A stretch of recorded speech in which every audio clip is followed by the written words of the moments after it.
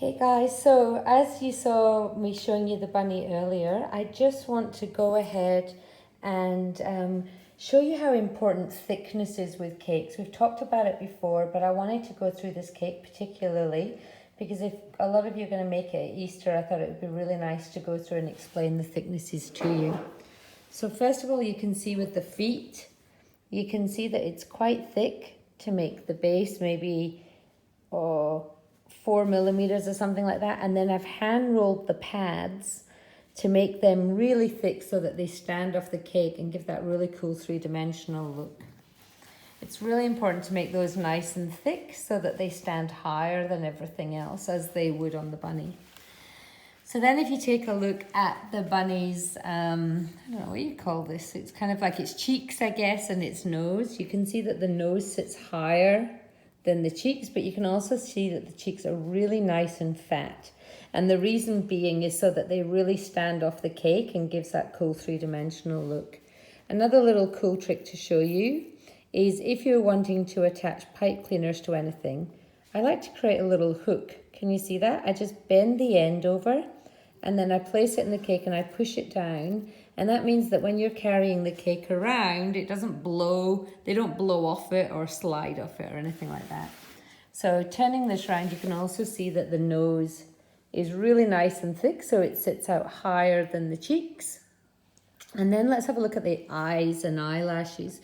Now there will be a temptation to make these really thin, but what happens is when you go to put them into the cake, you have this problem that they get icing all over the top of them. And they get really messy or they get lost. So it's a lot better to make them stand out pronounced like that.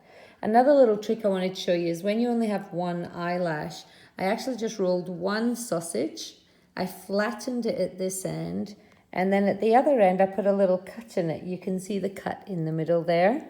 And then you're just able to prise those two little cuts apart to make the two parts of the eyelash so that you don't have to make a second part.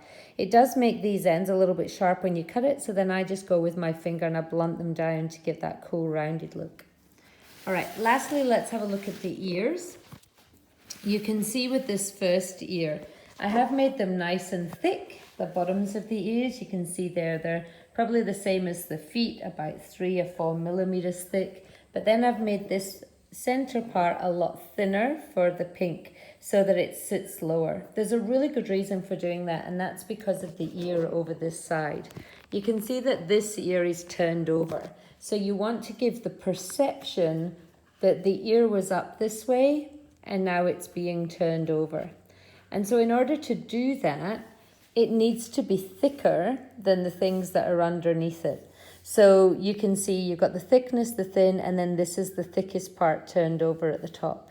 And that's what gives you that really cool three-dimensional look about it by making it the thickest part.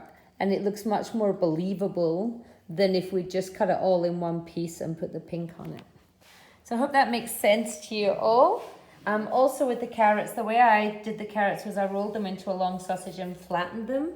And what that does is it gives you that really nice rounded edge and the rounded top on it. So hope you love it. I think it's a really easy cake to make, but you can see what a difference making sure that you have that three-dimensional part to everything. And you'll notice by the amount of fondant that you receive how thick we expect you to make it to get this really cool look.